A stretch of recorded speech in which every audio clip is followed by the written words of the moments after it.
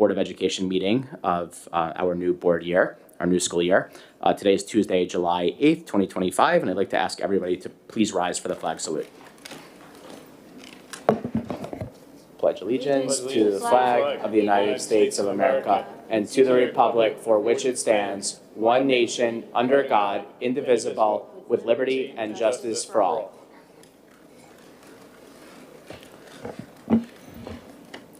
Okay.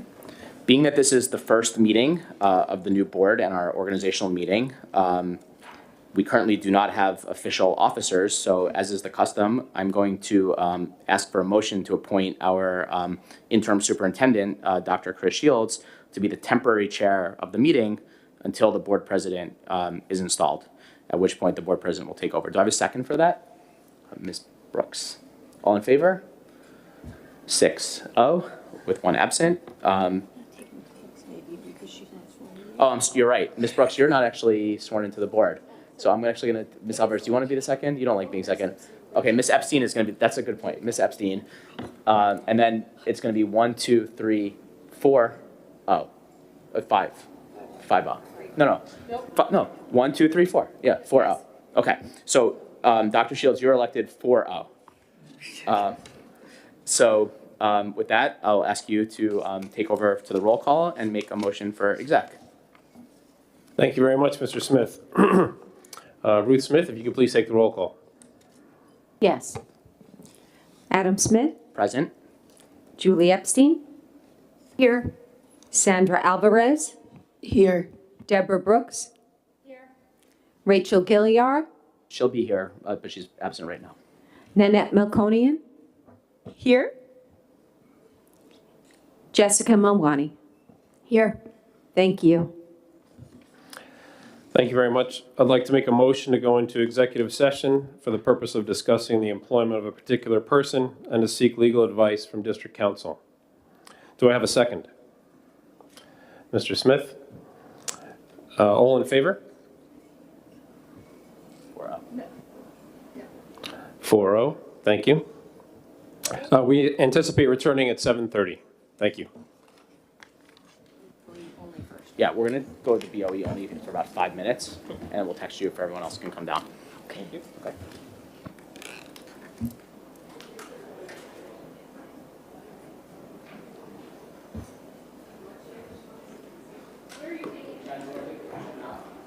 She's downstairs. Where are we taking this? Are we supposed to take everything?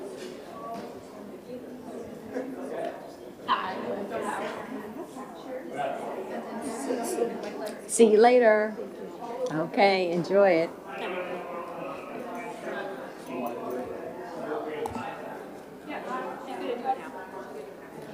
Oh, it is raining. Okay. Oh. Okay.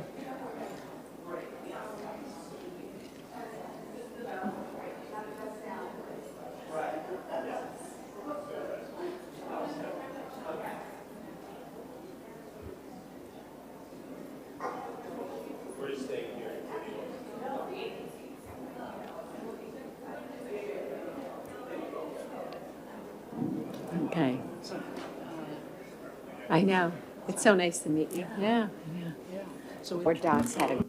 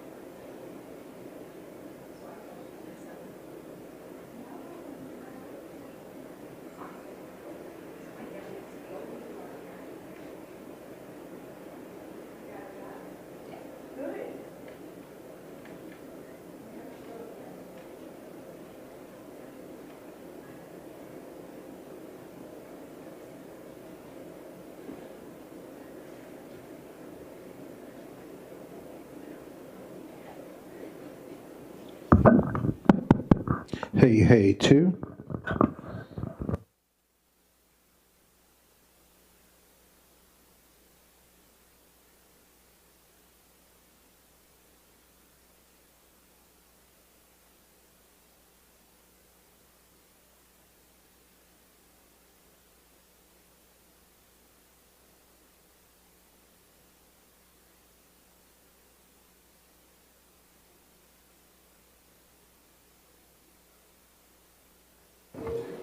Check 1, 2.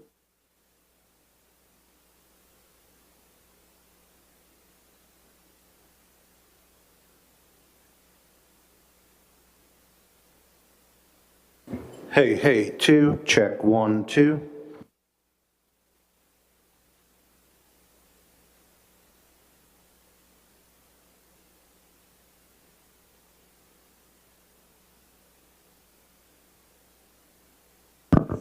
Hey, hey, 2. Check 1, 2.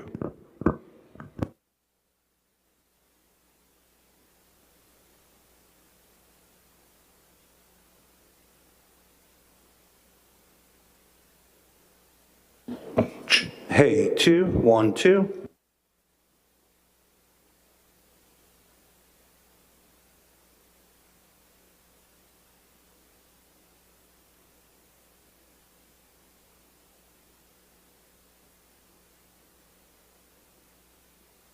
Hey, hey, 2.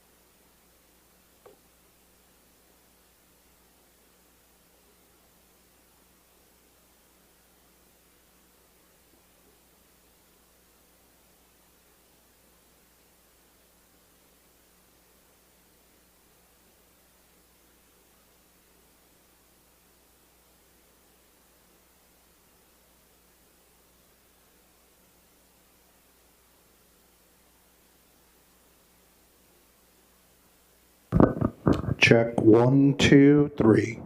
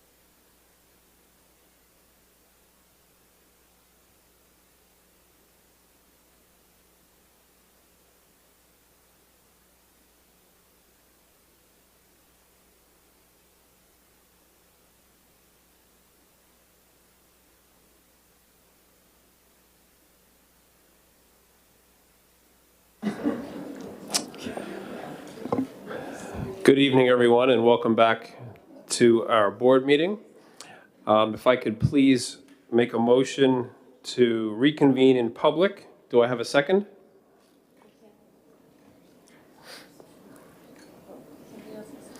Thank you. I have a second from Ms. Epstein. And all those in favor of us reconvening? 5-0. Thank you. Ruth, can you please do a roll call? Yes. Adam Smith. Julie Epstein.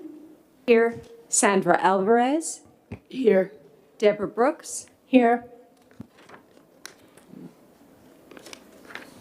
Rachel Gilliard. Here. Nanette Melkonian. Here. Jessica Milwani. Here. Thank you. Thank you very much, Ms. Smith. At this point, we'd like to appoint and swear in our district clerk. Ms. Smith, could you come forward and, that would work very well. Thank you, Ms. Smith. Go ahead. You read it out loud to us.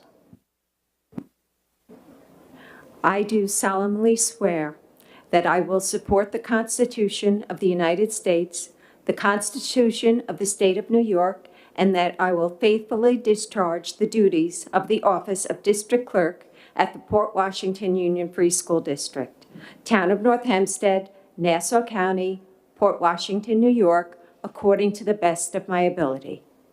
Thank you. Thank you, Ms. Smith.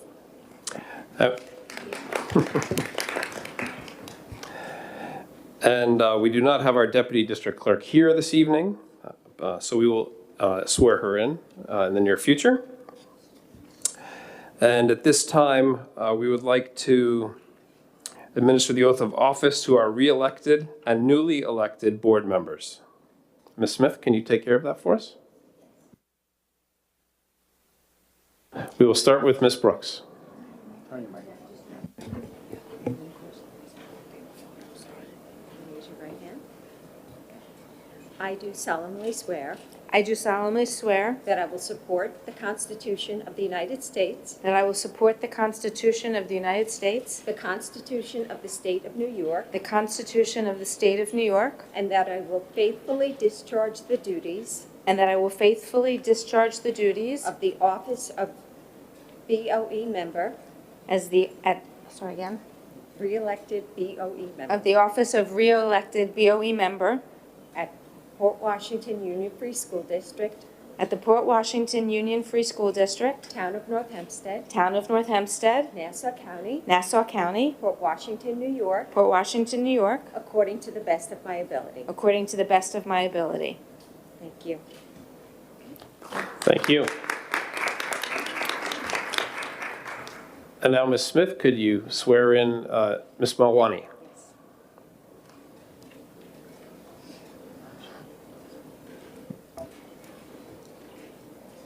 Raise your right hand.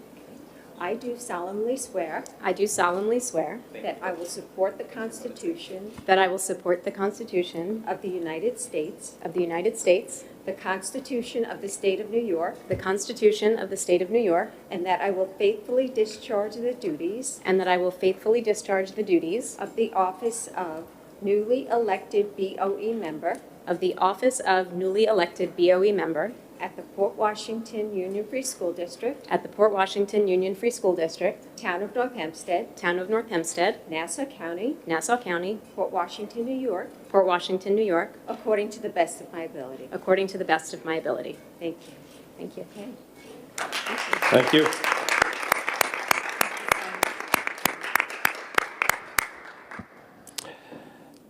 Mrs. Smith, could you now administer the oath of office to the ex officio student board member who is here with us tonight, Kaylin Costello?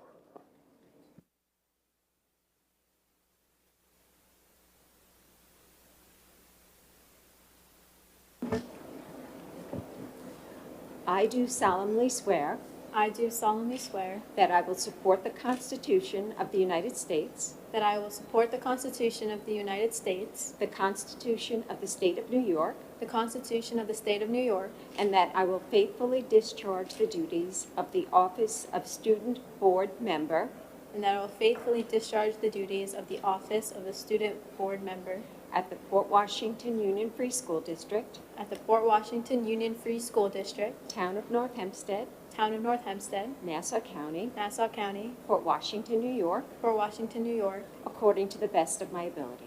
according to the best of my ability. Thank you. Thank you.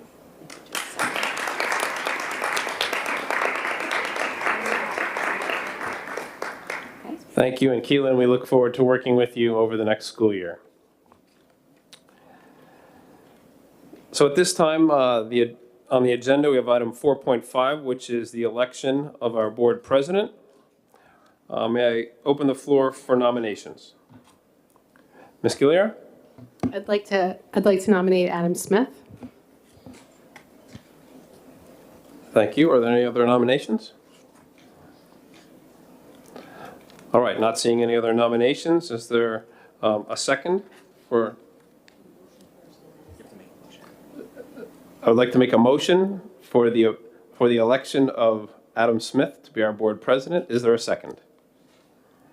Thank you, Ms. Brooks. All those in favor? All those opposed? Thank you. 6-1, the motion carries. And I will turn the meeting over to you, Mr. Smith. Okay. Thank you very much, Dr. Shields, for bringing us to this point. I want to thank my fellow trustees for your confidence to give me this honor to serve as the board president for another year. And at this time, I would like to ask the board for nominations for vice president. Do we have any nominations for vice president? Ms. Brooks? You have to sign it. Do you have to do an oath? Oh, we can do the oath together. I think we can both do the oath at the same time. Yeah.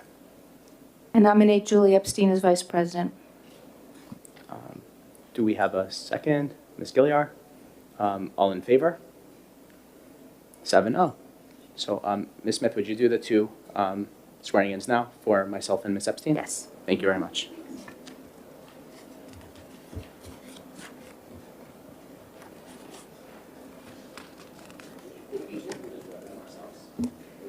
If you'd like. Yeah.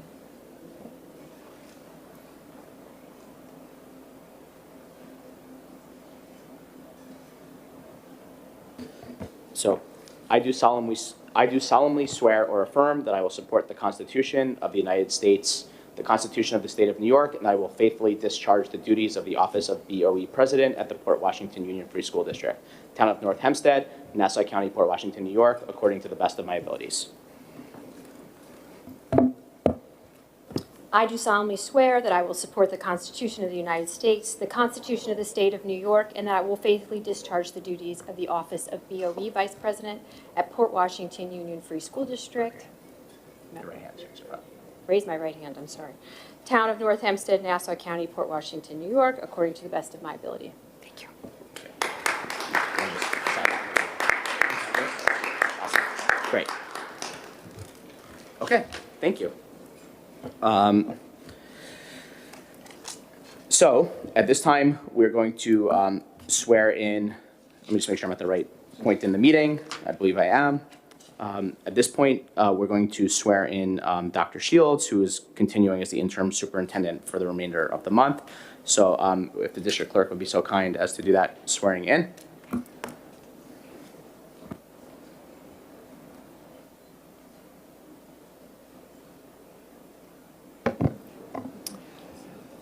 I do solemnly swear that I will support the Constitution of the United States, the Constitution of the State of New York, and I will faithfully discharge the duties of the office of interim superintendent at the Port Washington Union Free School District in the town of North Hempstead, Nassau County, Port Washington, New York, according to the best of my ability.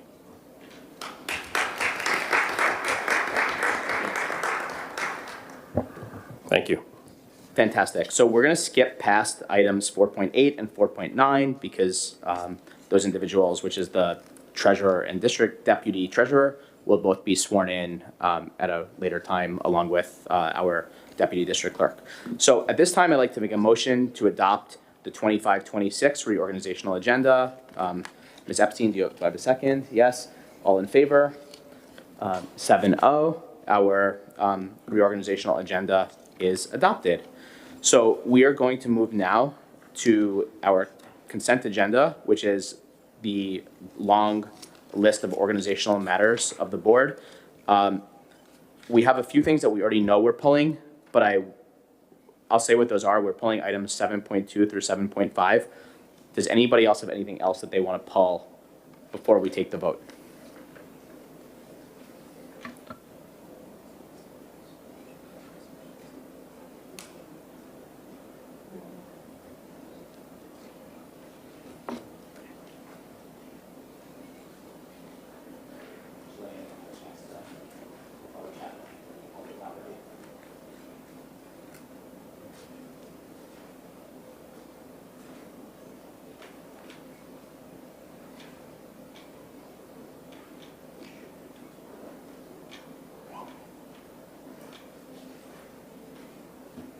Okay, so I'm gonna just ask the board, I know we talked about this inside. We could pull 7.2 through 7.5, which is the committees, but since they are still listed there, I could just read them in and we could just vote them in now if everybody wants to do that. Everyone's comfortable with what we talked about? Okay, so I'm gonna just read those in. So it's gonna be a little bit of a long motion and we'll give you all that information, Ms. Smith, afterwards. So I'd like to make a motion for the approval of items 6.1 through 9.1. And then regarding the items starting at 7.1, which is our committees, our board committees. Yeah, I'm going to read those in 1 second. 7.2, yeah. I'll tell you what it is. Okay, so 7.2 is our Bogart Committee, which is going to be Adam Smith, Jessica Mawani, and Deborah Brooks. 7.3 is Budget and Facilities, which will be Julie Epstein, Sandra Alvarez, and Jessica Mawani.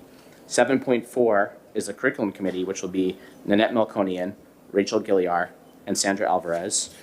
And 7.5 is the Policy and Personnel Committee, which will be Deborah Brooks, Nanette Melkonian, and Jessica Mawani. And then audit is already done, so we don't have to talk about that. So I'd like a second for that motion. Ms. Brooks, all in favor? 7-0. The organizational consent agenda is approved. Yeah, I said that, yeah. 6.1 through 9.1, and then I read in 7.2. Yeah. So I think we're good. So now we're going to move on to policy. Well, we have 8. Oh, you're right, we did that. So actually we are going to just, normally we close the agenda, but I guess we're going to jump right into the other one. Yeah, that's fine. Okay. So at this time, I'd like to make a motion to move into our general meeting. Do we have a second? Ms. Epstein, all in favor? 7-0. So we are out of our organizational meeting and we are in our regular meeting. So at this time, I'd like to make a motion to adopt the July 8th, 2025 agenda. Do we have a second? Ms. Melkonian, all in favor? 7-0. The agenda is adopted. Good evening and welcome to tonight's meeting. We hope everyone had an enjoyable and restful 4th of July. While tonight's agenda is lighter and these remarks will be brief, we know that the important work of summer continues to move forward, and we remain focused, as does our staff, on supporting our students, staff, and community as the work progresses. Before we begin, I'd like to take a moment to acknowledge the devastating flooding in Texas. As many of our own students enjoy their summers at camps near and far, our thoughts are with all of those impacted, particularly the families and campers from Camp Mystic. We extend our deepest sympathy and hope they find comfort, strength, and support in their communities during this difficult time. And with that, I will give Dr. Shields the floor for the report of the superintendent. Good evening. I hope you all had a joyous end to the school year. It was wonderful to witness and participate in moving up ceremonies and graduation ceremonies at our 7 schools. As we transition into our summer months, this will be my last board meeting as your interim superintendent. I want to say thank you to the board for entrusting me as your district's leader for the past 8 months. It has been an honor. I would like to thank also my central office cabinet for your unwavering support. While it is already underway, I will continue to work with Dr. Posse to provide a smooth transition into the new school year. Moving on to enrollment. We are monitoring student enrollment closely. At this time, we have 338 incoming kindergartners. We will continue to provide the board ongoing updates. I also wanted to mention that the secondary principals and I have been looking into how our secondary school bathrooms continue to be an area of frustration for us. And because in those bathrooms, there's poor behavior and at times very offensive graffiti that we cannot tolerate in our community. I will continue to meet with the principals and explore ways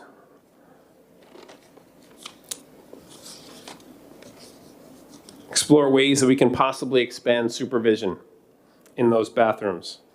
All of those solutions do come with considerable expense, but we will come back to the board when we identify viable options for your consideration.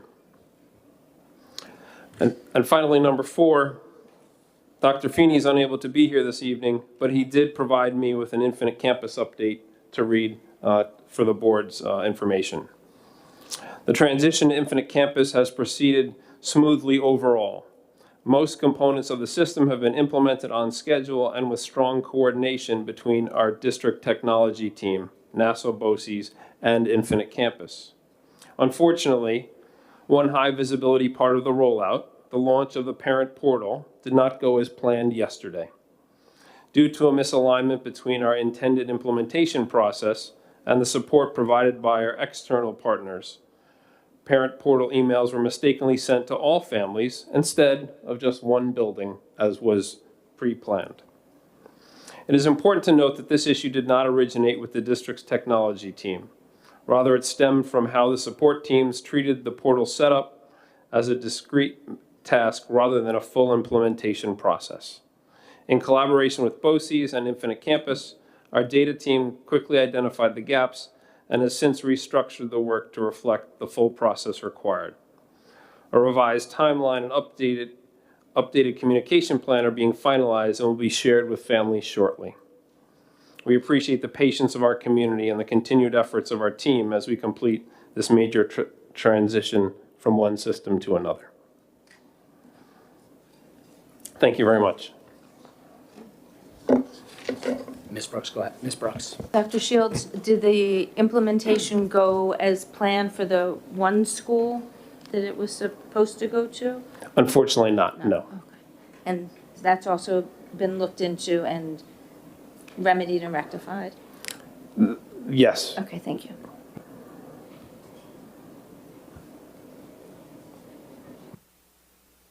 Thank you very much, Dr. Shields. And I will take this as my last opportunity, although I know it's already been said a lot, to personally and on behalf of the board to deeply thank you for your service the last 8 months and your just unwavering professionalism that you've brought to every step of the process. And look forward to continuing to work with you. Thank you very much. Yeah. And with that, I would like to open the floor to community comments. Okay. That was easy. So we're going to pass through a discussion item. We don't have a formal discussion item tonight. I do want to note that, well, I'm not going to note that. At this time, I'd like to make a motion to approve some minutes. We have the June 13th, 2025 Policy and Personnel Committee meeting minutes, the June 16th, 2025 Budget and Facility Committee meeting minutes, and the June 17th, 2025 BOE meeting minutes. Do we have a second? Ms. Brooks, all in favor? 7-0. The minutes, I'm always excited when we approve minutes. It's great. At this time, only curriculum and audit have met since our last meeting. Do any committees have anything to present? Additional, either of those committees, curriculum, audit? Okay, please keep an eye on the calendar for upcoming committee meetings in the fall. We are now at our consent agenda. Does anyone have any items to pull?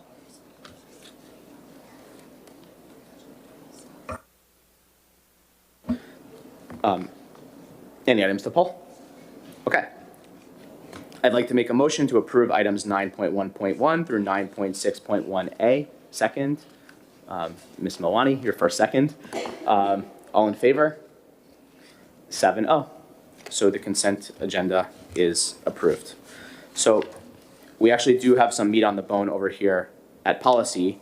So I want to note regarding policy 5695, students and personal electronic devices, that there's a slight change to the document as it was posted, which will be reflected in the minutes based on the vote, assuming it passes. There's a proposal to change the language in item 3 in the policy to read students' lockers and/or backpacks. So I just wanted to read that into the minutes as a proposed change that would be voted on. And I believe that Deb had something that she wanted to note about items 8113 before we go to a vote. Yes, thank you. I just wanted to, sorry, I had this all in order. Okay.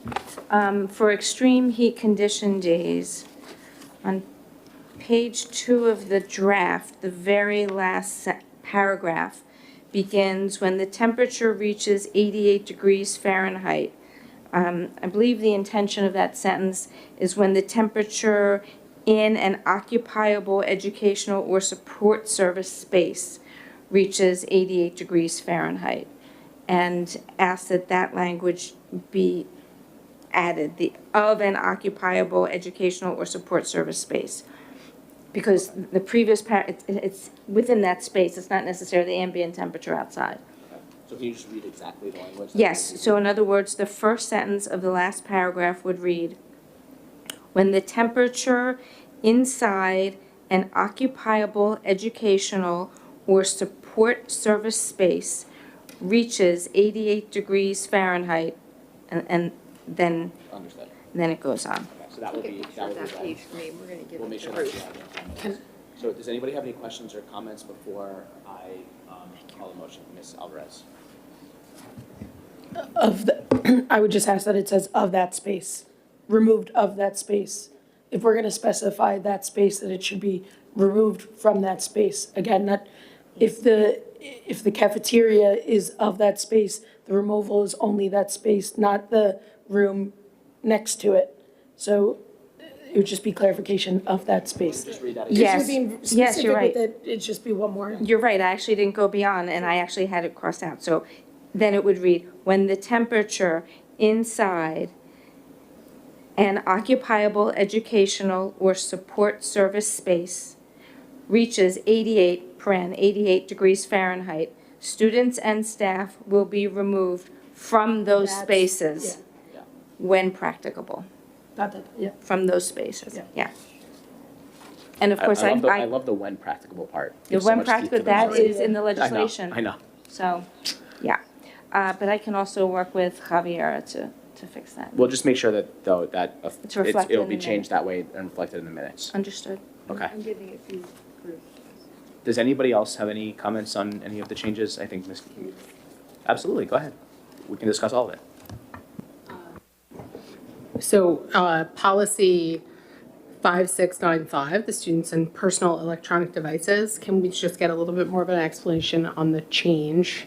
I think Dr. Shields was going to give us that. Sure, yes. That part of the policy is describing device access and storage.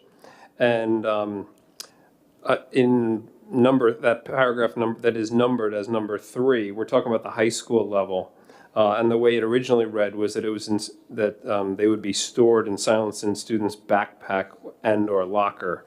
We wanted to emphasize that locker is the priority and the preference. So we wanted to put locker first.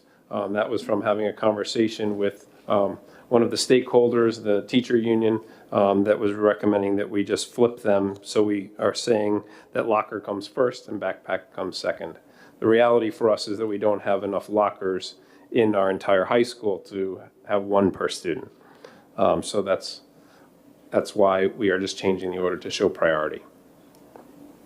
So it was my impression when we last discussed this, that the recommendation coming out of the compact committee at the high school was that the devices be stored in backpacks. And that's the last conversation that we had. Are you telling us that the high school is now going to be going a different route on this? I am telling you that in the sense that what's important in implementing this policy and in designing it is that you need to get multiple stakeholders' input. So since our last policy meeting, there has been further conversations with other stakeholder groups that have led to this slight modification. Because at that time I was saying, let's give them flexibility still between backpacks and lockers. And we still are maintaining that flexibility in the way it's worded. But the preference, the consensus preference is that there be a stronger emphasis on lockers when allowable. So just to make sure I'm on the right page. So the compact committee, though, is made up of administrators, teachers, parents, and I think a student representative. And they met and they discussed, and their recommendation was backpacks. So it seems like if we are making a change based on, it sounds like, one additional stakeholder that already was represented in the compact committee, that we're giving extra weight to certain stakeholders over other stakeholders. That doesn't seem sound from a process perspective. I understand if you're interpreting it that way, but the high school principal has assured me that this is the best route to go with the constituents having a voice at the high school. So from the policy standpoint, we're not telling them what to use. We're keeping the same language that we had in the committee, where we're giving them flexibility. Now, how they implement it at the building level will be decided by the stakeholders, which does include all of those groups that you mentioned. I think Ms. Epstein has a comment. I'm just going to ask the question. In light of the change of the language, if a student has an internet-enabled device in their backpack, will they be subject to consequences under our code of conduct, being the warnings and the everything? Does this change of language change the level of consequence that's offered to a student? No, it does not. Yeah, so to Ms. Epstein's point, I actually had some questions about the relationship of this policy, students and electronic devices, to the code of conduct. Maybe it's a point of process for the board.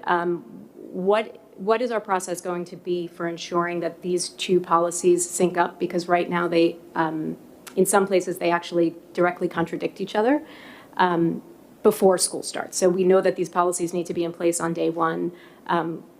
We're adopting them now. We adopted the code of conduct earlier as part of the consent agenda. What's our process for bringing these back to make sure that they align? It's a very fair question. So what we want to do is we want to first get approval for the policy 5695. And then we're going to then go back into our code of conduct and adjust the code of conduct and bring it back to you. Thank you. Ms. Alvarez. I'm just going to reiterate my sentiment the last time we discussed it, and from policy, that my comfort level to pass this was contingent on reading what the consequences were going to be and how that tiered system looked. I know this is a fluid document and will get revised, and the administration has stressed the request that because of the very recent changes, that we give the flexibility, but I am hesitant to any policy when we don't have a clear correlation with the CCC. So I also kind of emphasize what Ms. Mawani said of what that looks like, and I will patiently wait, but I don't believe we've seen that tiered consequence so far. Yeah. So not so much a question there, but more of I will patiently wait to see the tiered. I understand, yep. Thank you. So I think I think we should try to, go ahead, Ms. Gilliard. Sorry. So I guess if Ms. Brooks could read me in on a little bit historically, because I wasn't on the policy committee this year, am I incorrect in my impression that at some point it just said backpacks? It's funny because I have the history with me. When we went into the policy committee in June, it said in their backpacks. And then and/or locker was added. So prior to the June meeting, it said backpacks. And then in June and in committee, and/or locker was added. Okay. Can I, So, And- go ahead, Cynthia. And I think part of the issue, if I remember from the committee, is that there are no lockers in the elementary school, so we couldn't put the word lockers there. And there was an issue with sufficiency of lockers at the middle school, so there are enough lockers at the middle school, so we were advised to use lockers in middle school. And then at the high school, there was an issue with the sufficiency of lockers. And so it initially said in their backpacks, because logistically, having a locker for every student, my understanding, please correct me if I'm wrong, was not feasible. So then when, I guess at the administration level, there was a solution to add and/or locker that was brought to committee, and that language was added in June at committee. And then on for first read in June with that language and/or locker. Thank you. That's what I thought. Ms. Alvarez, I think you had something. I understand the concern, because this has happened prior as far as policy. The new edit was not in a full discussion at policy. It was brought after the fact, the new reverse order. The reverse order is the question for tonight. And for me, I think the question is, for the board, do we, as a full board, do we agree with the revised edit? Because policy just saw it, I think today. So for us, we haven't had a full discussion. I will reiterate my sentiment that for policy, my preference is that it goes to policy first, and that the full committee of policy can discuss it properly. However, due to the time frame of this specific law and the need to adopt it in a timely manner, I understood the nature of the request. I have no opposition to either or, and I think the question is for the full board, are we okay with the new edit or not okay with the new edit? I'm trying to be as flexible as possible with this policy. I have a lot of hesitation, but I'm trying to be flexible. So you have I'm okay either way. Yeah. So I'll just say that I think that the process by which it happened is probably not a process that is ideal. I think that in the future we should make sure that policies that are brought to the board for first read have already had all stakeholder input, and that we're not getting changes between first read and adoption, and then obviously that the board is thinking about it the day of. That being the case, like just to contextualize it, it's a change of a word order that was, obviously the history of that word is questionable.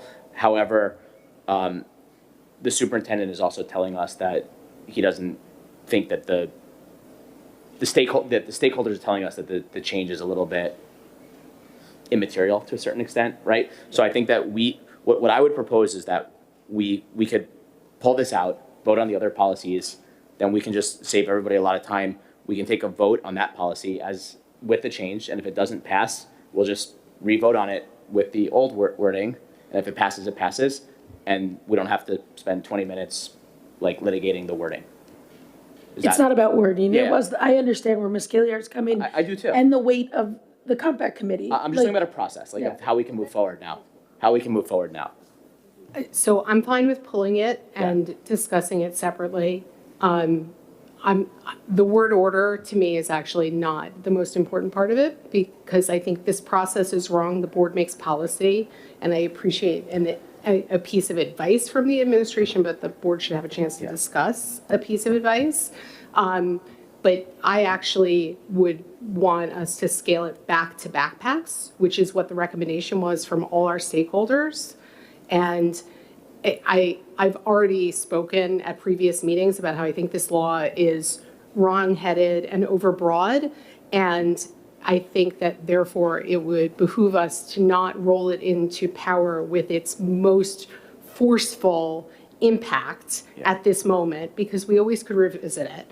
And from my perspective, as both a board member and a parent of children who are sitting in these buildings, I think the separation of the different levels makes sense because the impact of the electronics at the different levels is very different, and how we regulate what they have access to should be different. And I'm completely fine with the way the elementary and the middle school are, but I think at the high school level, we are attempting to do something, really, the governor is attempting to do something and using us as her sword that is not realistic, which is to roll back time.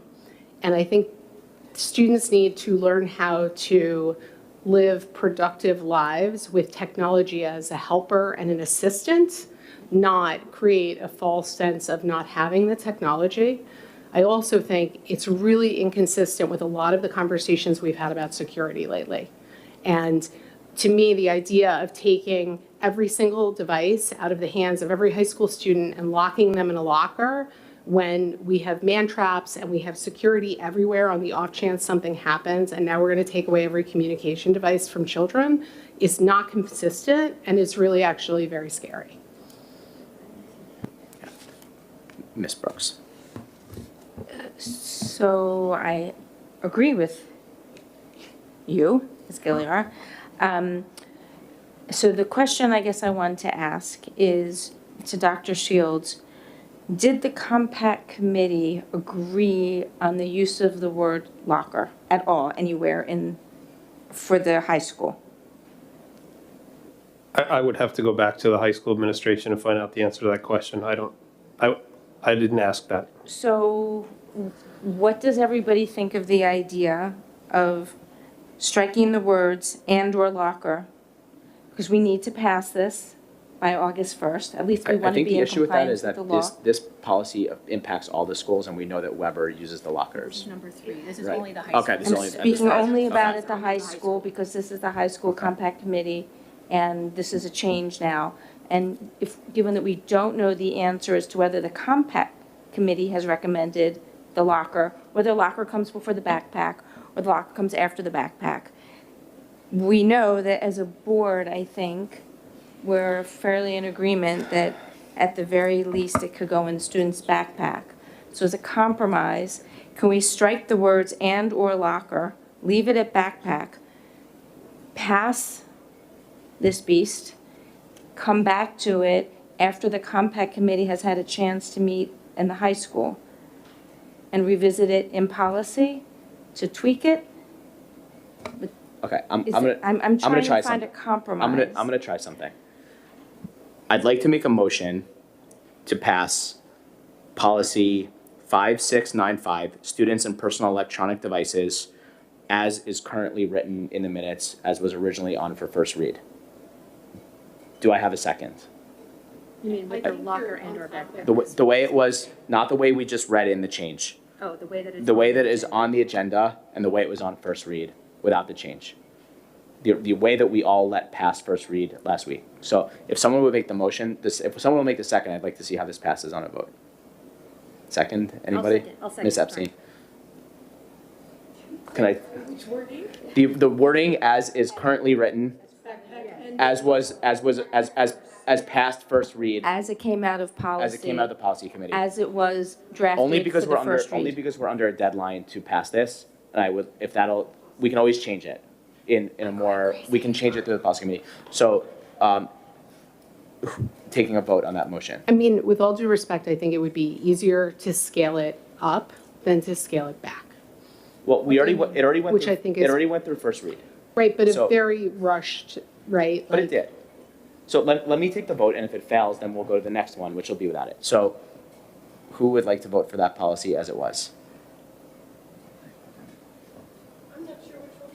Can I, The way that we've already voted for. The way that we voted, the way that we, With no nobody had any change. comments at No first change. read last time. The way it came- The way if we hadn't brought this up, the way it would have it's just, on the agenda. the way it would have passed with no conversation today. The way it Well, came I out of think- policy, the Yeah. way I it think came we did have a into first read. conversation last time, though, that implied backpacks. We did, but we sent Right. it to first read. So who would like to vote for, I'll put my hand up and vote. Anybody else? No? Okay, so that one is for, opposed? Okay. So that is off the table.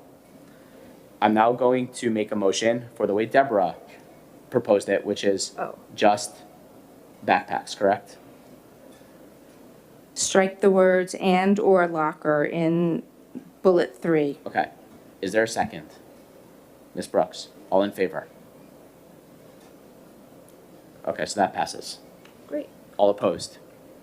Oh. I'm gonna abstain. I'm Okay, abstaining. so- I'm abstaining. So we will, so that passes without lockers in the high school, but open to be brought back, I think through the policy committee. So- Okay? Just for clarity, could we just, so it's going to reflect in language in item number 3 that it's students' backpack. Correct, I think that's clear. I've just, again, we don't take the notes. I just want Yeah, to make sure. but we're gonna make sure. Okay. Okay. So, And somebody will circle back to the high school, I think that has to happen immediately. Yeah. And it might come back for our August meeting. And that's But at least okay, we but have at least we something have a on- well, But policy at least on we the have something books, on the yeah. books. Okay? And remember, we're talking about this under a code of conduct because this Right. policy adoption then gets married into our code of conduct and we start then talking about the other levels of hiring. So we're now in compliance with the law of having a policy passed. However, I think that there's some work to be done with the high school and the committees to bring something back if this doesn't work and tie that and marry that with the the CCC, Code of Character and Conduct. Okay? Okay. Thank you. I Okay, have a at this- question. Can I do the next motion since we passed it? Go ahead for it. Yeah. I have a question on extreme heat. We went back and forth between policies. Oh. Yes, and I didn't get a chance to talk about it, I don't know why, the last time. For extreme heat policy, the last paragraph, and I can't remember if we discussed it at all, but it reads, "The board will consider the anticipated number of extreme heat conditions when adopting or adjusting the school calendar." Ms. Brooks, maybe you know, is that legally required language? Was that specific from NISBA? Or In if the anyone shaded knows. area, it says the following 2 paragraphs are optional but are provided for the board's consideration. And that's the note from NISBA under other adjustments. I do not know if that is contained in the legislation, and I'm really bad at pulling stuff up on my phone to find the No, it's okay. legislation. I mean, you have the optional part there. I had a problem when we discussed it, and again, because of the timeline with rushing this, I am all for the board having oversight and being as involved as possible, but this one struck me very bizarre to have the onus on the board to anticipate extreme heat condition days when we adopt a calendar. And I felt it left us at kind of a negative to say that the district and the community would look at the board of, why did you not adjust the calendar in January when you knew June was going to be hot? So I was not in favor of this language as is, especially as it is optional language. So that was my only tiff. I was also struck by that language in the whole section as odd, not just the portion about the calendar. It struck me as strange to sort of enshrine those specific suggestions in policy when long-term approaches to mitigating long-term approaches to mitigating extreme heat conditions really should be at the board's discretion and the administration's recommendation. It seemed very strange to me to put that all on the board and to put these specific suggestions enshrined in policy. Just a thought. I just did a quick search on my computer, and basically the law is just giving school boards the authority to modify their calendar if they so deem to. It is not a requirement, it's just giving you the privilege and power and flexibility to modify it. You can schedule half days, you can have remote days, whatever you would like to do. That's all that it's doing. Then I would ask that it read better that way, that the board may alter the school calendar due to extreme conditions, not anticipate when adopting the calendar. Doesn't the board have that power anyway, like with respect to snow days and? So why don't we just Okay. strike the paragraph? Should we strike Sure. both paragraphs? Are we installing trees? I mean, Green that roofs was were, the paragraph above. This doesn't have to be approved till September 1st, correct? correct. So can we modify, send this, Policy. can policy can't meet before September Why 1st? not? I guess you could. You could meet before September 1st. We can. Yes? I think you should. Can I, well, Because clearly this came out of policy with policy not being happy with it. So it's already been through first read and now like policy committee members are bringing up changes. So I would say it has to go back to policy because it wasn't Agreed. finished in policy. Okay. I mean, that's what I'm, unless you tell me otherwise. I mean, we could do it here. We've done that before. Can we, I would ask that we do it now. If we want to do it here, can we do this? I think because of the fact that I don't know if all of us have the policy in front of us to be able to have a I'm gonna send it worthwhile around. conversation. We have a meeting in August. We will put this on as our policy discussion. Everyone can come prepared and we can go through and then quickly go through it. And and maybe Ms. Brooks, do you mind making sure that we have the most recent policy with all of its edits so we can see, and if we can highlight Ms. I just Alvarez. texted around what's been sent on the agenda. I Okay. just texted that around Okay, to great. everybody. So I Perfect. think hopefully that's the most recent version. Is that reasonable? I mean, I don't know. Are we prepared to have this conversation tonight, or is it more reasonable to just do it August? I don't know. I'm prepared to have the conversation tonight, but that's because I travel with all my policy Yes. papers. Is anybody So not prepared to have it If anybody's tonight? not prepared, that's, I Because don't if want we, to I can do it now. have anybody You wanna do it now? disadvantaged. Okay, so Deb, do you want to restate where you think we are right now in terms of changes? Okay, the two paragraphs that Ms. Alvarez has mentioned are completely optional, not required by law. NISBA decided to put them in there, such as, planting trees, installing green roofs or reflective roof, et cetera, installing air conditioning, et cetera. I think those are things we know already to do as a district, and certainly installing air conditioning. And it also says within available resources and building capability, of course, right? So I don't have a problem leaving that first paragraph, but I think the second paragraph. Why don't we just remove Other other adjustments and adjustments. the two paragraphs after it? Those really seem superfluous. I'm sorry, where are you? On page 2. Where it says other adjustments at the bottom. It says other Oh, adjustments. there, oh, sorry, yes. Why don't we just remove those other adjustments and those two paragraphs? That's fine. Perfect. Everyone okay with that? That makes it very easy. Okay, so I'm gonna take the vote then on all the policies with that change read in. and the other change that we. Well, we already voted on the other one. So, motion to approve policy 1900, parent guardian family engagement, policy 2010, equivalence in instruction, staff and Sorry, materials. 4010. I'm sorry? 4010. It says 20, okay, sorry, 4010. Policy 4750, promotion and retention of students, policy 5151, education of homeless children, policy 8113, extreme heat condition days with the heading other adjustments and the two paragraphs that follow removed, and policy, second? And the other change. And the other change that Deborah and Sandra read in earlier, and policy 9260, conditional appointment and emergency conditional appointment for student safety. Do I have a second? Ms. Epstein, all in favor?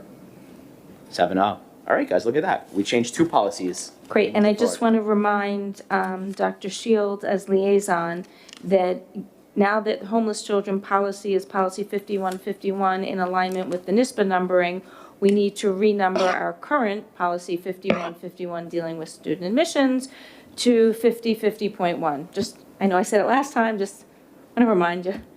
Okay, thank you. Okay, we're gonna move on to old business. We have a couple of questions from last meeting's community comments. Dr. Shields, do you wanna lend insight on those? Do you want me to talk about those? This was specifically relating to a community member who had talked about, some topics regarding, ICE enforcement in the district and, policies and resources. We had talked about this earlier in the year, so I assume you're gonna reiterate kind of where we were at that point. Yes, I would, for the person who asked the question, I would say that we do have very clear protocols for any time law enforcement comes to our schools. People who are staffed at our front doors are very aware of those protocols, and they've been trained on how to use those protocols. We also have given resources to the key point people in our schools that they can share with families as needed when they have families that are feeling, vulnerable and, need extra support from our staff members. I think we have a lot of this in place, and I think we continue to support those families and make sure that their kids and they feel safe when they come to our buildings. Okay, thank you. Our next old business item is regarding the project labor relations, which we had talked about. And I think, Ms. Brooks, you were going to speak on that, correct? I had asked for an update from Ms. Manuel, or actually I can, oh, sorry. Or I can actually just say that there was concern about this legislation at our last meeting, and it's been defeated. So I just wanted to close the loop, and I don't know if Ms. Manuel has anything to add to that, but our concerns for now no longer need to be addressed.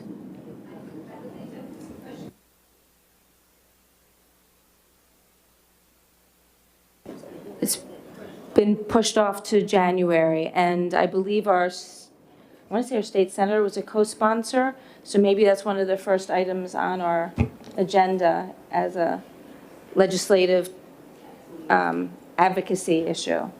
Yeah. We'll keep an eye on it, you'll keep us posted. Okay, thank you. And actually, Ms. Brooks, you're going to keep the floor because I think you had a couple of new business items that you wanted to bring up. Yes, well, one of them was the discussion about having legislative liaison, the advocacy group, however we want to talk about that. So do you want to? Do you want to suggest something? Well, I think we need something. What it looks like, I leave open to the board. But I think that issues are going to pop up.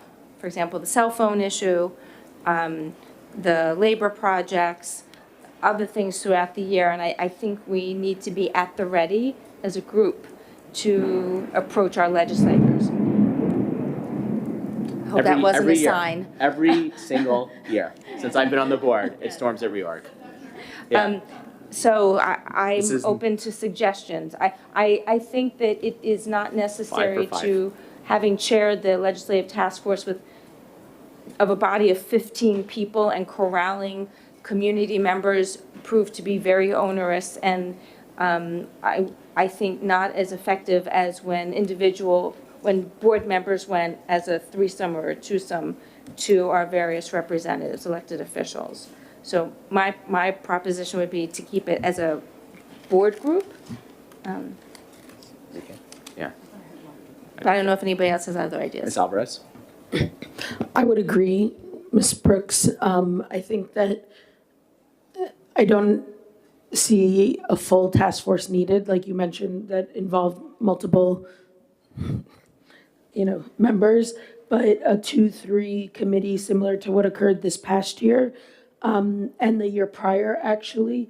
The only thing that I'd recommend is that it be discussed now of what that looks like and the members of it, because I think it was a little after the fact in this last year. When it came to the budget and kind of meeting with our constituents, it was not that delayed. We can be more proactive. I think this year of just kind of having it at reorg of that discussion. I mentioned that it's kind of similar to our Bogart committee. It's not a standing committee, but just something that we have a new board, we can just discuss it at reorg. So I agree with, a 2-3 setup. Moving forward of not just when items come up, but kind of those proactive discussions, which I was part of those discussions. They were proactive discussions leading into budget season. So they weren't after the fact of some sort of legislation that passed, minus like maybe electric buses were discussed, but I agree.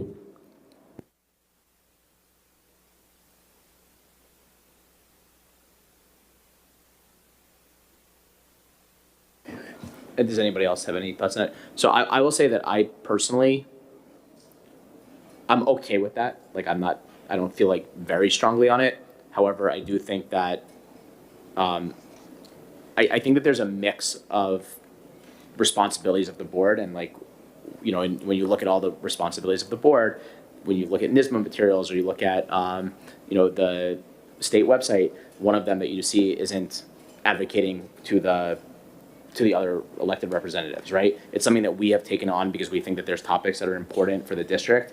And as a board, we've felt like it's something that we've added to our list of responsibilities and other boards have as well. But I don't necessarily know that it's like a core responsibility of the board. I don't think that's necessarily what we're here for. So I think that being said, when things come up that we clearly need to advocate for, I think that we should advocate for those things.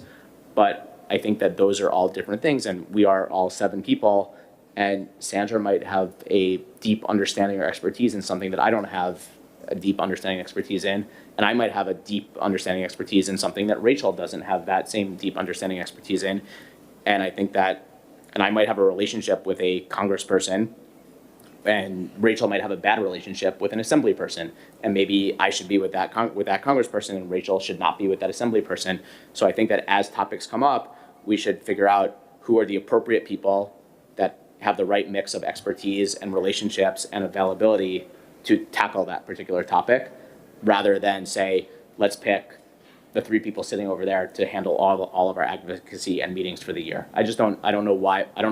I understand the point of being ahead of the game, but I think it's to our own detriment, is my take on it. Ms. Epstein. Okay, so I had a minute, because when I first saw this topic, I thought it was something else. And so Mr. Smith and I had talked about this, and I understand where he's coming from on that, and I see the benefit. And now I'm hearing the other side of it, of what's being proposed and having the background of the legislative task force. What I'm hearing is that potentially when we all meet as a board, we're already behind the advocacy issues, and we haven't made our advocacy list. So what I'm hearing is potentially a group of 3 board members forming an ad hoc committee that will put together a recommendation for the board over the summer, in the fall, and September, of the items that we'd like to look forward towards. Right? And create at least an advocacy list. And then who would be the marching orders to go out and speak to, and who advocates would then be chosen amongst the strengths of each board member. Is that the compromise, or is that what everyone's kind of getting at? Is that 3 board members should have an ad hoc committee that meets to kind of plan for the year? What are our top 5 advocacy things? And if we need to add more, we can, but at least come September, we have 5 things that are our marching orders, and we divvy them up. But what if something comes up what if 3 things come up during the year that this is relevant to? Right, so that's kind of what I'm getting at, is, yeah. And just to clarify one comment on relationships, being on the Board of Education is nonpartisan. The 7 of us represent the students and the student needs, and any relationship beyond what we are as board members shouldn't be considered when we meet with our local representatives. So I understand the hesitation with that, but I think that any 7 of us that are picked can be professional enough to understand what is needed for our district, and to just put that at the forefront and work with our legislators, which, by the way, Mr. Smith, many of us did this past year and prior, regardless of party lines. So I'm not suggesting our board wouldn't be professional. I'm suggesting that there could be opportunities where maybe the other person wouldn't be perfect, right? It's everything has to be considered. That right? It's not a jab at our board. It's saying you have to figure out who is the best group of people to meet with the right person at any given time, I think. And I'm very well aware of who met with who in the past. Yeah. So I agree with Ms. Epstein, and that was actually how I had interpreted the initial, the opening of this conversation. Based on nothing but observation as a community member who was a member of the legislative task force, I feel that the value that task force brought was sort of a collective development of an advocacy agenda. The members of the task force were not directly advocating to any of our legislators. That was the board's responsibility, but that sort of collaborative development was really valuable. And I think that's what we've lost since the disbandment of that task force. So I agree that a group of 2 to 3 board members who would be charged with, over the course of the year, developing, maintaining, and sort of bringing forth that advocacy agenda as it evolves over the course of the year would be very helpful and would be a value add to our community. And maybe we can also add to that list some of the coming up with like the NISBA resolutions and things like that, because I think it's all connected, because that should all be tied to that advocacy list. And we're not necessarily saying, well, we also always have the conversation about the NISBA resolutions. Maybe that can all be tied together, so we don't have to have like those conversations in piecemeal, right? Like, so if we would like to do this and we're creating an ad hoc committee of the board, it has to be a resolution to create the ad hoc committee and we would meet in public, which I'm fine with. It's just there's a motion then that needs Right. to be put together. for sure. Okay, if that's what everyone wants. And I just want to be clear that we're not necessarily saying that would be the group that would meet with any particular legislator. They're just more the agenda setters. So do you guys want to try to make this motion now? Is everyone in agreement with this concept? Are we deciding who those people are or just creating? We don't have to, but we can. The committee? Yeah. I think we can. I would ask for both. Say again? I would ask for both. We're already in July. Well, let's make the committee first, and then I think everyone can think about if they want to. I don't know if everyone is ready to raise their hand or not to be on the committee now, but we can let's make a motion to make the committee, and then I'll ask who wants to be on it, and then if there's more than 3, then we'll figure out how we're going to solve that. Okay? Is this a committee that meets publicly to set their agenda? It would have to. Yeah. Just on a separate note, what is the difference with doing an ad hoc committee versus what we have done the last 2 years that has been informal and did not have public meetings? Well, we did have public meetings because we were at Yes. other committees meeting or we had the discussion as a board. Even the legislative task force, actually, we had created it as a standing committee of the board before it was disbanded. Right. All that an ad hoc committee means is that we give it a start and an end date, and it has a specific purpose. And then you still have to meet in public. Because remember, any committee of the board that's meeting is meeting and making a recommendation to the board. They still have no power to act. They need the permission of the board. Okay.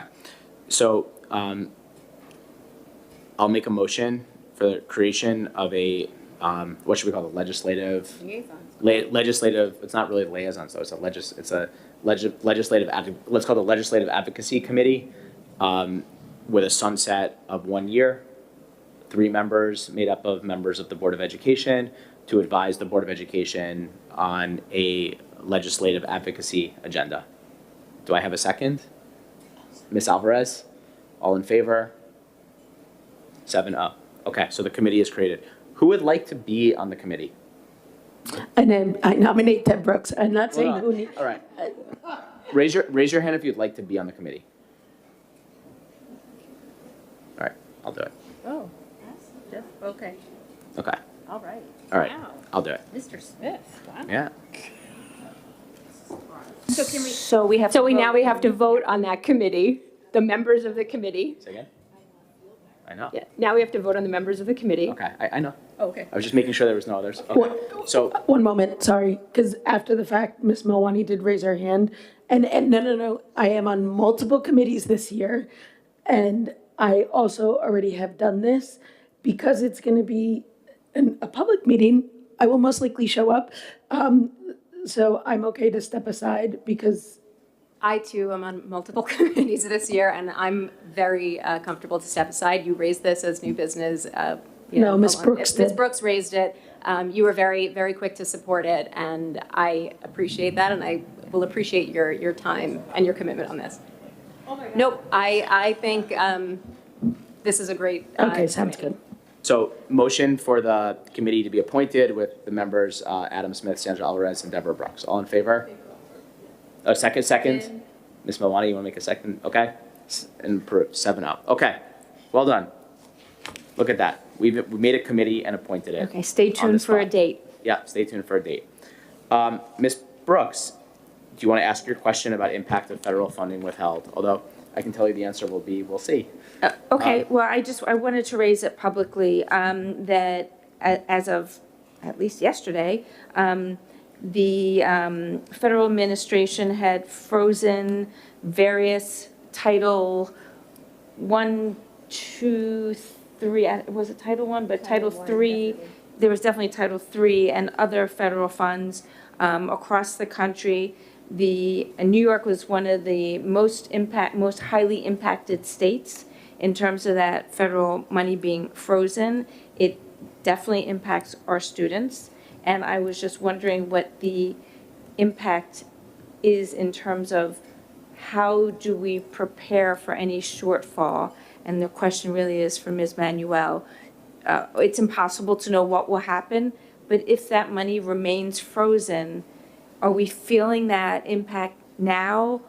When would we feel that impact? How do we solve for that impact? What should we as a board be doing, if anything?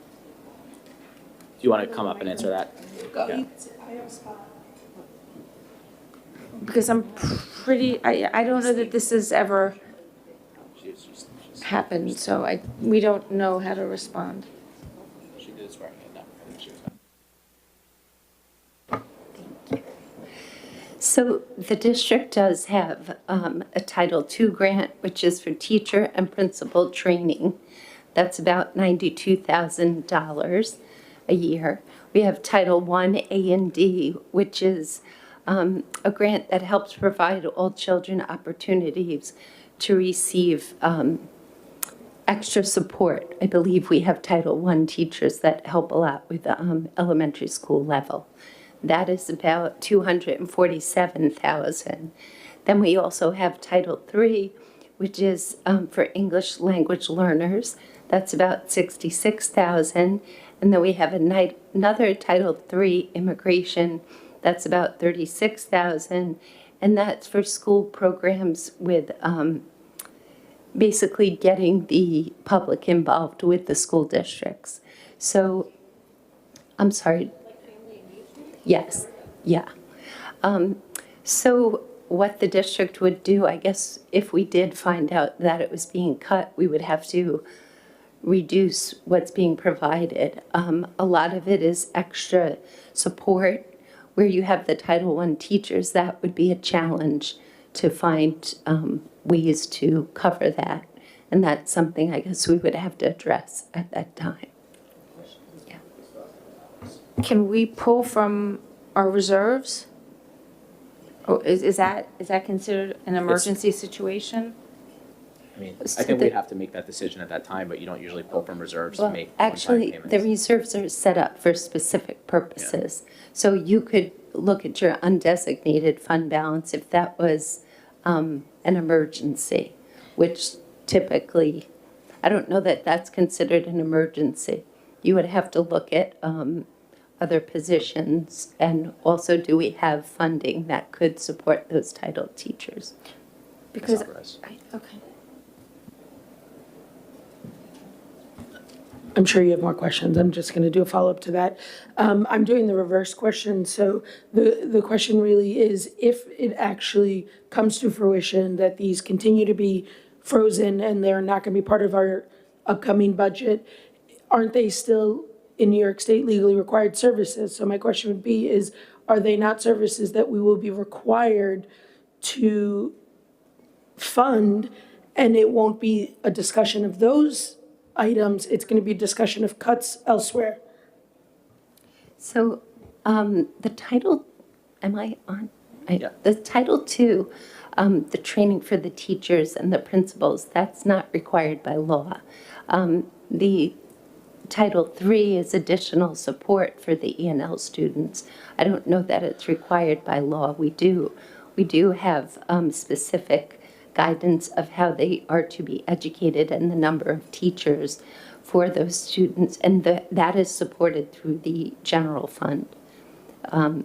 And as far as the Title I teachers go, Dr. Shields, do you know how that works? I'm not. I don't. I think this is a lot of what ifs, because there has also been word that, if it's not sent to the state, will the state somehow keep us whole in the process? So I think there's a lot of unknowns in front of us, and I think the answers might be very different than what we're talking about tonight, given if we're ever faced with that reality of having to deal with this. So I would just, caution us to go too far down this wondering. Back to Ms. Brooks. And then you had more questions? You actually made my point, is that normally when a district would have title monies withheld because the district wasn't complying with the ESSA and the title requirements. And right now it's in reverse. You have districts complying and then not getting the funding. And so it's I don't know if it's a chicken egg issue where if we stop complying with these various title requirements, we're penalizing children, but we're not going to be penalized by the federal government because they would already be withholding the money. And so I guess the question is a district, not to do the what if, but my question was going to be then, how do we, without a law, the question always was, for example, if we didn't have the IDEA, right? Would we still educate children with special needs and students with a disability, right? And so it's kind of the same question here. Without the law, without the funding, do we still deliver these services? And so I guess that was going to be my question. So I guess we wait and see what happens. But I just wanted to put it on the radar because this is in the news. It made me very nervous. Yeah. So if I could also add to that, the current budget that was approved by the state of New York has a circuit breaker in it, which means that if they don't have the funding at the state level, they can cut our state aid. Like several years ago, there was a gap elimination that came in mid-year. And what districts had to do is stop their spending, look at what was budgeted, and make some serious cuts. So that is something that we hope is not going to happen. But even with the free meals for all students, that's very nice. But if the state doesn't have the funding, they say that they're going to back it and they're going to make sure that it continues regardless of what the federal government says. But the state always has an escape clause. So we're hoping that it's not going to be like that. The only question I had with this, because I knew it was on for new business, was, and I didn't think it affected Port Washington, is did it affect any of the current funds that we were supposed to receive in the current budget? Yeah. I haven't noticed that yet. Okay. We do still have to finalize our grants and submit for that.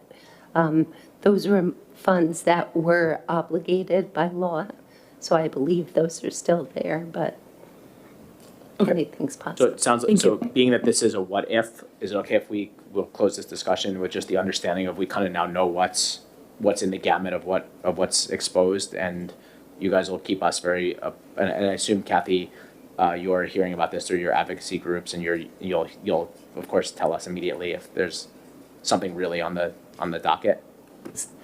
So in early September, I'll be going up to Albany for a leadership conference as well, where we'll be discussing our priorities too. Okay. Yeah. And that might be something for our new committee to look at as well. Although I don't think we'll have any impact on that at all. Okay. Does anyone else have any other new business? No? Okay. So we're going to move to our second opportunity for the community to be heard. Going once. Yep. Okay. I think the microphone is on the side there, and you have to just pick it up and turn it on. That's okay. Good, she should.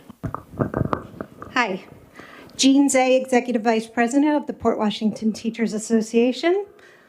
I am speaking to the decision you made on Policy 5695, which on June 17th, the first read, still contained the words locker in it. That was on June 17th. Now you have eliminated it. It was discussed with the teachers, with the shareholders in the building before school ended with the word locker in it. I hope that before the school year starts, you are able to make a change to this and put locker back in. Thank you. Thank you. Are there any other community speakers? Okay, Ms. Paredes?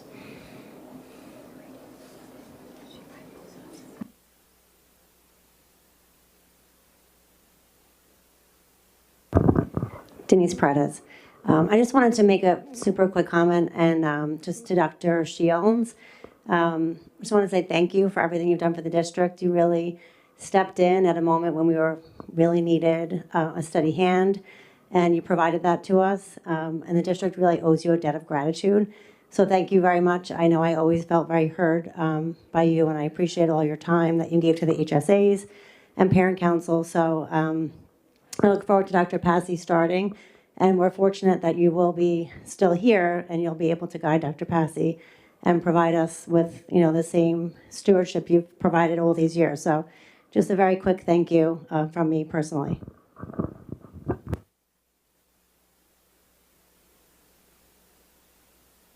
No? Okay. So I think it's still raining. We weren't able to drag it out past the storm, but at this time, we're going to make a motion to adjourn. Please be advised our next meeting will be on August 5th and 19th, location TBD. I'd like to make a motion to adjourn. Is there a second? Ms. Brooks, all in favor? 7-0. We are adjourned. Everyone enjoy the rest of your summer.